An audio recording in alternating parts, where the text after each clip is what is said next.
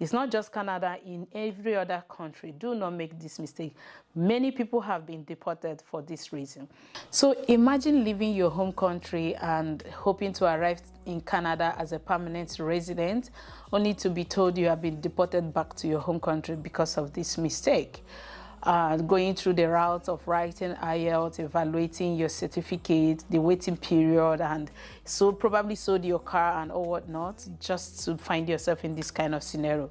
We're going to be talking about that and more, but before we dive right into it, hello guys, my name is Tina Isoa. I'm a content creator based in Saskatoon, Saskatchewan, Canada. On here, I create videos on my lifestyle, that's family vlogs, Canada tips, settlement services, as well as any content that I find my way that will interest you, like marriage tips and all whatnot. So I bring it on. If you are seeing my face, you haven't subscribed to this channel, please consider clicking on the subscribe button and join this amazing family. Turn on the notification bell so that whenever we upload any video, you get notified. And smash the like button and share, okay? Thank you so much, guys.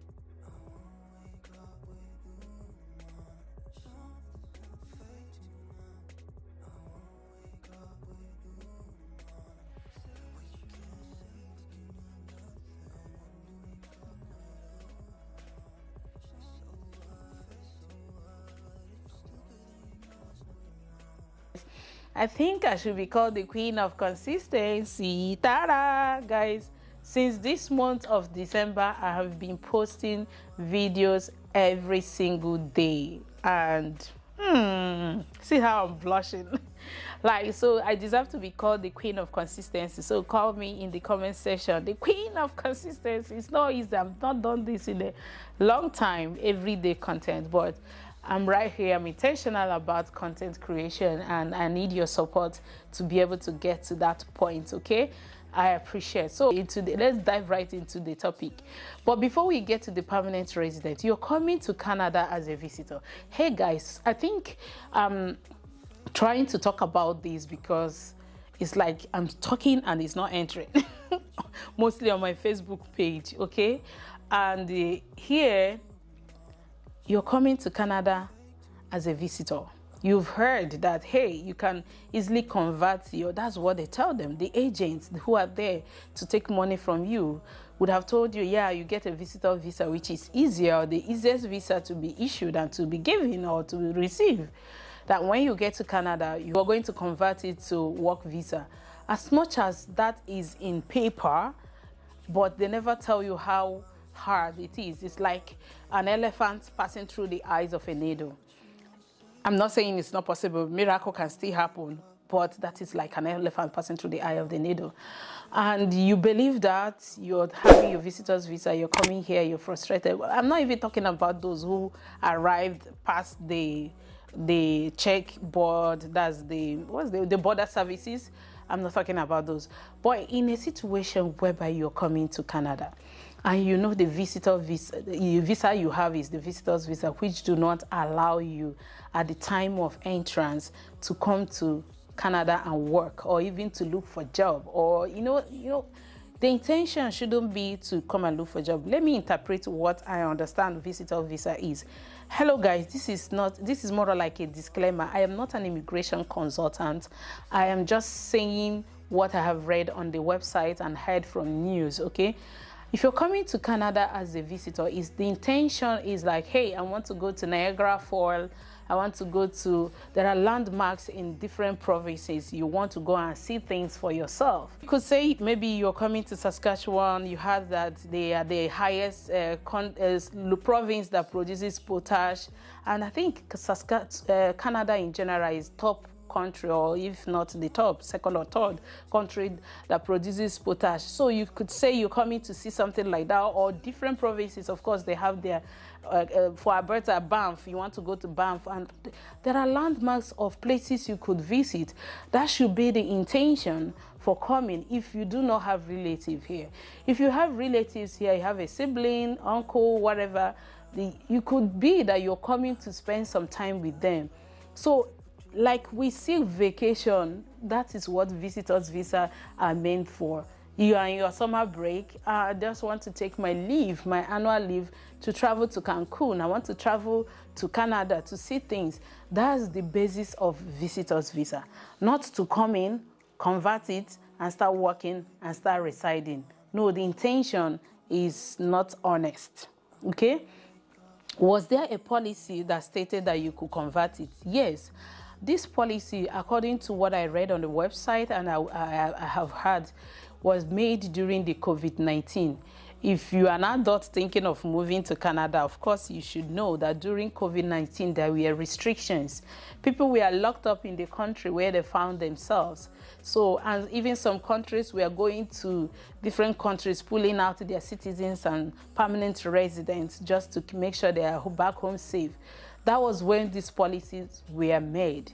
And people who were in Canada as visitors visa, of course, imagine you being trapped in Canada as a visitor. You cannot go back. You don't have money to take care of yourself anymore. And there were demands for people in the healthcare services, like they go to different places to care for people. So that policy was made, was changed from visitors visa to work permit. Yes, there has been an extension to that policy till end of February 2025, but that wasn't the intention. Wasn't to give you the visa today so that you come and convert it.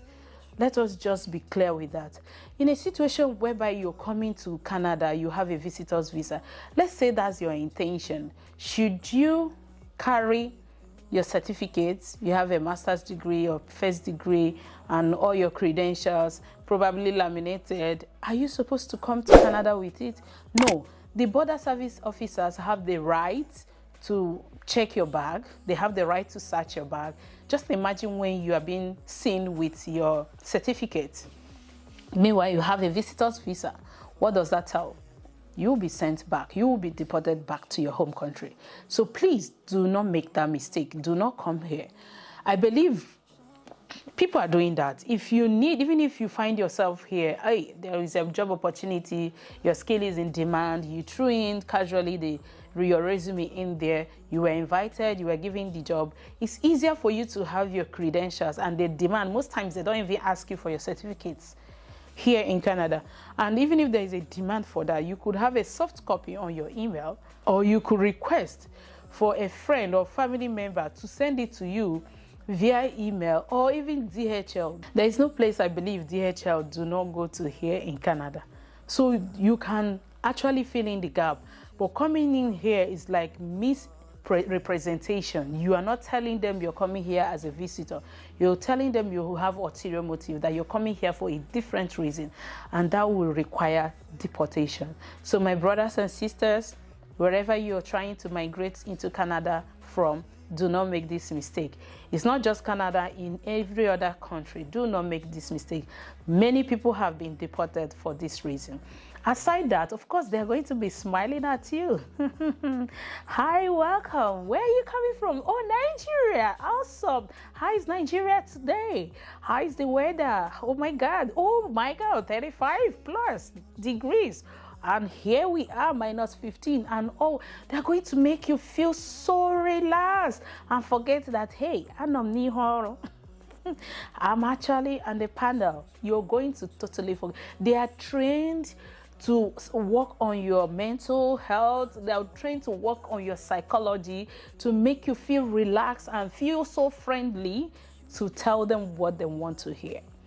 And they are going to figure it out most times from the way they retwist the questions. So imagine calling you, oh, you're going to Niagara Falls. Yeah, you just say yes. Oh, do you have an accommodation? You say no.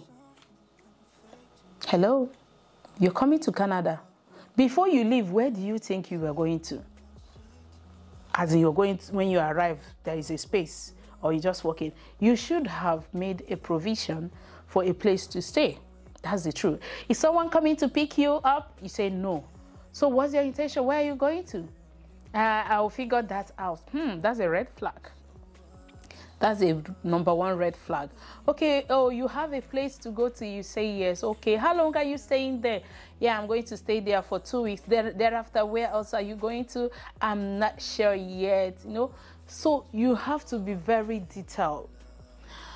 Okay, oh yeah, I can see you're spending two weeks in whatever, Cynthia's hotel, right? Yes. Okay, are you by any chance looking for a job? Yeah, if I see a job, I will take. Hello. They are not going to waste time. They can even take, let me remind you, they have the right to take your phone to see what is on it. If you, at that point they feel there are more to what they need to find out, they could check your phone and see the people you have been chatting with. I told one the other day, I said, please stop writing this on social media. You're hurting yourself more than you think you're looking for solution. She was like, oh, thank you. You know, they are searching you. They could just go to Google and search your name, and everything about you will come out. And they have the system. They don't have to read your profile. They know the words they are looking out for. Work. When they put work, job, find me job in Canada with your name, under your name, it could pop up things you have written. They could easily see it. So imagine that, hey, if I see a job you are taking, hello, once you give such response, there are no two ways about it. No two ways about it. You're leaving back to your home country from that airport. So you need to be smart. Don't feel that, hey, I've paid my agent, I have the visitor visa, I have arrived, thank God, finally I have dropped my foot in Canada. Yes, but until you pass that border, you haven't entered. So this is more like to give you little tips here and there about coming in as a visitor. We're going to be talking about it in details, the likely questions that they might ask you, and how you should be able to answer. I will go to talk about that separately, but I just wanted to mention that. But let's dive right into the actual coming to Canada as a permanent resident. You feel that I've passed all these hurdles. You know what it means to become a permanent resident in Canada. You have less than 1,100 days to become a citizen on arrival, and you're jeopardizing it by trying to play smart. Okay? Now the proof of fund is all over the internet. You know what your family size is. So this particular family, I read or I learned that when you're coming, yes, of recent, they have not been asking most people about their proof of fund. Hey, declare your proof of fund. Show me what you have. And you think that, hey, you're smart enough not to show them, not to tell them that you're not going to be caught, they won't catch you, you're not going to be, God, it's not my passion, they will not ask me. You're having the unfortunate situation to be picked out among 10. They could easily, like when you come in, of course, I was there, I know, when you come in, hey, your first time arrival this way, first time arrival this way, when you get there, your family size, everything they check, you could be sent to another room. That other room is to do further screening, and it could be, hey, show us your proof of fund. Probably the proof of fund you are supposed to come with is $20,000. You tell them, hey, I don't have it, I intend to, when I come here, and hey, show us your app. How do you intend to transfer the money? You need to show how you intend to transfer it. You need to show the statement of account that you have. So it is advised that whenever you're moving out of your home country to Canada as a permanent resident, even if you don't have an app, you should have an updated, like less than 48 hours, less than 48 hours statement of account, which will show how much you have in your account. And they could easily, let me tell you, there are no two ways about it. They could easily, is it flagpole, or there is a terminology for it? They could easily reach out to the bank to know if you're saying the truth or not. They could easily investigate it. And if they find that you are lying, of course, you know you would have jeopardized the whole journey for yourself. So this family came and, could you please show us your proof of fund? Nothing to show. They couldn't show. And I want to believe that as much as you're intentional about getting every other thing right, this proof of fund is very, very vital. It's very important that you get it right, because they don't want you to come in here to become a liability in less than 2 months. Of course, even if you find yourself in that scenario, they're not going to say, hey, you just arrived. But you know what I'm trying to say? If you say your family size is 3 and the amount that you're supposed to have is, let's say, $30,000, that $30,000 should be accessible to you. Even at the airport, you need to prove that, yes, I have this money. And that will help you to just not only getting accommodation, means of transportation, feeding. They don't want you to come in here with a lot of pressure on your head, which can affect you mentally, to get a job in less than 2 days in order to start funding your lifestyle of paying your bills. They want you to come in with that money. It's your money. They're not going to take it away from you. But unfortunately, this family could not show their proof of fund, and they were deported back to their home country. So I'm wondering, at that state, what is the fate of this family? What do you have to say? Are you going to request for another? Because if you get banned, these countries, they have database they share among themselves. And if you're being banned in this country, unfortunately, you may not have access to any of these developing countries people are migrating to. Yes, some might say, hey, you go back to your country now, is it, or 1 month, is it the end of the person's life? It's not.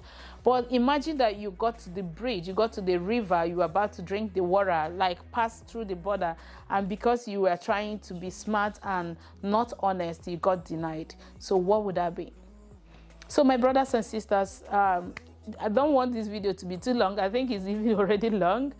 Let me know any other content you want me to be very honest with you guys and tell you, and I will be able to film it. Thank you so much. If you're not subscribed to this channel, please consider clicking on the red subscribe button and join this amazing family. Turn on the notification bell so that whenever I upload any video, you get notified, and smash the like button for me while I continue with my lollipop. So if you find value in this video and you want to hint others not to make these similar mistakes, either coming here as a visitor or coming as a permanent resident, please share in any platform of yours, including your WhatsApp status, and God will bless you as you're helping us to move this ministry to the permanent residents. Not just permanent resident of Canada, permanent resident of making thousands of dollars from YouTube every month. Hey, I'm unavailable.